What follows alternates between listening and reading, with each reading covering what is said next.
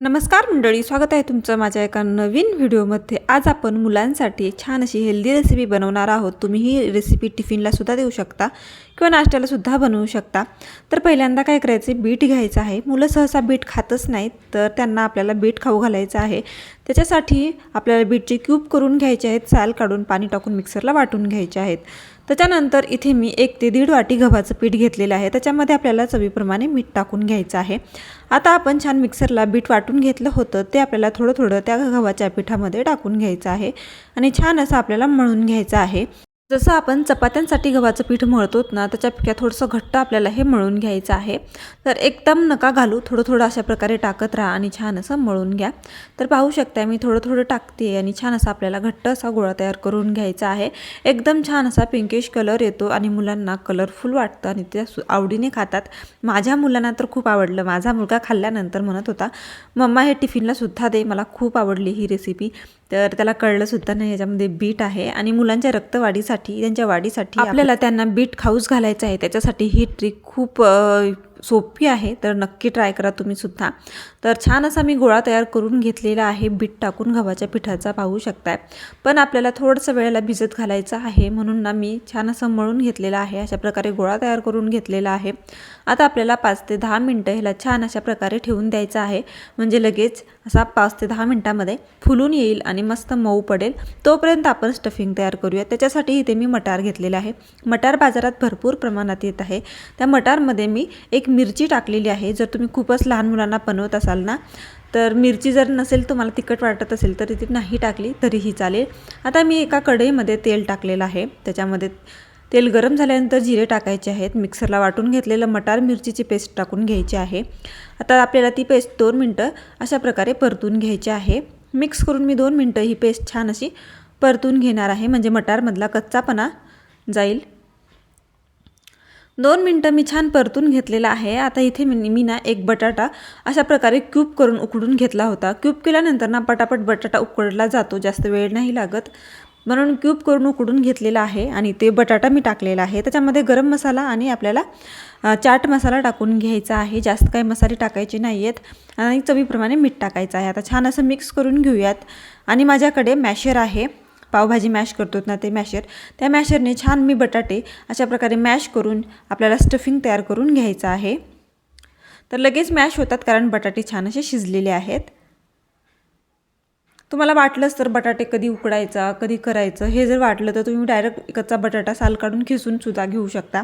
जास्त मेहनत करायची गरजच नाही आहे। जसं काही लवकर तुम्हाला टिफिनला द्यायचं असेल, बटाटा उकडण्या इतका वेळ नसेल, तर तुम्ही खिसून बटाटा 2 मिनटात अशा प्रकारे तेलामध्ये फ्राय करून घेऊ शकता। ते लगेच मऊ पडून जातं।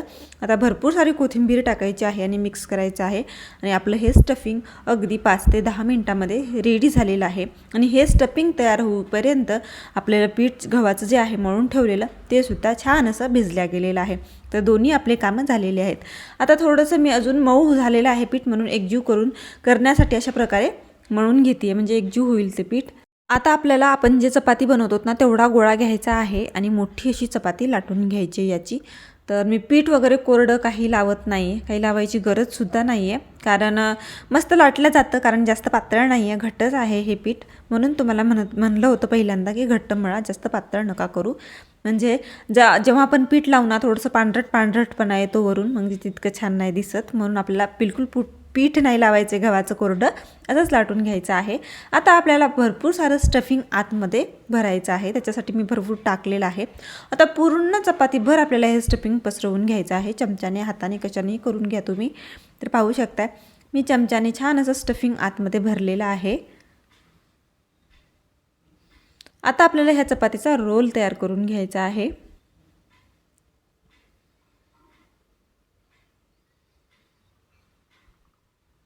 मस्त असं भरपूर भरलेलं आहे मी, आणि आता त्याचा रोल तयार करून घेऊयात। आणि स्टफिंग ना इतकं चटपटीत झालं आहे, तुम्ही असं जरी खाऊन बघितलं ना, इतकं टेस्टी लागते हे स्टफिंग। आता गच्चसा रोल करायचा आहे आपल्याला, थोडंसंही आपल्याला सेल सोडायचं नाही आहे। पाहू शकताय असा गच्च मी रोल तयार करून घेतलेला आहे। आणि घट्ट होण्यासाठी किंवा गच्चसा चिटकून बसण्यासाठी थोडा वेळ आपल्याला अशा प्रकारे प्रेस करून असा रोल तयार करून घ्यायचा आहे, म्हणजे चिकटून बसेल त्याच्या कडा। आता आपल्याला हव्या तशा साईजमध्ये कट करून घ्यायचं आहे. हव्या तशा म्हणजे गोलच आकार कट करायचा आहे.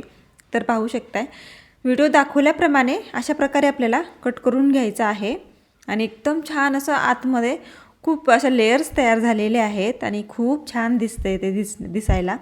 आणि दिसण्यावरून सुद्धा मुलं काय काय पदार्थ खातात. माझ्या मुलांना तर नेहमी त्यांना वेगवेगळे पदार्थ खायचे असतात, वेगवेगळ्या कलरचे खायचे असतात, वेगवेगळ्या शेपचे खायचे असतात. तर मी त्यांना नेहमी देत राहते आणि कसेही असली तर ना शेफ त्यांना आवडल्यानंतर ते खातातच. तर पाहू शकताय मस्त असं मी आता प्रेस करून घेणार आहे. आतमध्ये जे स्टफिंग आहे मटर आणि बटाट्याचं ते आतमध्ये गच्च बसलं पाहिजे. तर अशा प्रकारे मी प्रेस करून आतमध्ये गच्च बसवून घेणार आहे. मटरमध्ये मस्त बसलेलं आहे. अशाच प्रकारे जे राहिलेलं आहे ते सुद्धा बनवून घ्यायचं आहे आपल्याला पटापट. काही वेळ लागत नाही, झटपट होऊन जाते ही रेसिपी. आणि चपाती करायला भाजी करायला तरी वेळ लागतो, याला वेळ नाही लागत. पाहू शकताय मी आता एवढे बनवलेले आहेत आणि राहिलेलं जे पीठ आहे ते सुद्धा मी बनवून घेणार आहे. आता इथे ना मी सगळे बनवून घेतलेले आहेत. राहिलेले जे होते ते सुद्धा मस्त असे तयार झालेले आहेत, दिसायलाही छान दिसतेत. आता आपल्याला भाजून घ्यायचं आहे. तुम्ही हवं तर तळून सुद्धा घेऊ शकता, पण मुलांना तितकं तेल चांगलं नाही म्हणून मी भाजून घेणार आहे. तर तव्याला आपल्याला तेल लावून सुद्धा घेऊ शकता तुम्ही, किंवा थोडंसं तेल आपल्याला टाकून सुद्धा घ्यायचं आहे. तुम्ही ब्रशने लावून सुद्धा घेऊ शकता तव्याला तेल. आता आपल्याला एक एक अशा प्रकारे तव्यावर ठेवायचं आहे.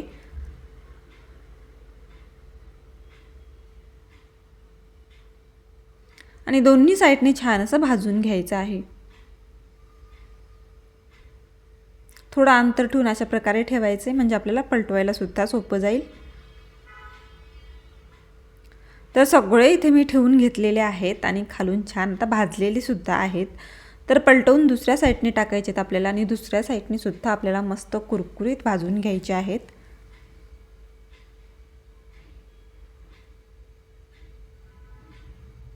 तर किती मस्त भाजलेत पाहू शकताय. तुम्हाला वाटतंय की कडा नाही भाजल्यात, तर तुम्ही ना अशा प्रकारे जर तुमच्याकडे पकडायचं असेल ना, चपाती भाजायचं वगैरे पकड, तर असं पकडायचं आहे आपल्याला आणि त्याच्या कडेने अशा प्रकारे आपल्याला भाजून घ्यायचं आहे. लगेच भाजल्या जातं, काही वेळ नाही लागत. तर पाहू शकता मी एक एक अशा प्रकारे सगळे कडेने आतमध्ये सगळीकडून भाजून घेतलेलं आहे. आता मी बाहेर काढून घेणार आहे याला आणि जे राहिलेले आहेत ते सुद्धा मी अशाच प्रकारे भाजून घेणार आहे. तर एका बाउलमध्ये काढून घेतलेले आहेत आणि मस्त असे सर्व केलेले आहेत. टिफिनला सुद्धा देऊ शकता, नाश्त्याला बनवू शकता. थोडीशी भूक लागली आहे मुलांना 4-5 वाजता, तर तुम्हाला काही बनवायचं आहे सुचत नसेल तर ही रेसिपी नक्की ट्राय करा. मला तर स्पेशली खूप आवडली, खूप युनिक आहे आणि मुलांनासुद्धा आवडणार. तर नक्की ट्राय करा. आतमध्ये स्टफिंग किती परफेक्ट बसलेलं आहे आणि मस्त भाजल्यासुद्धा गेले. तर माझ्या मुलीने तुम्हाला फोडूनसुद्धा दाखवलेला आहे. खूप लेयर्स आलेले आहेत. नक्की ट्राय करा.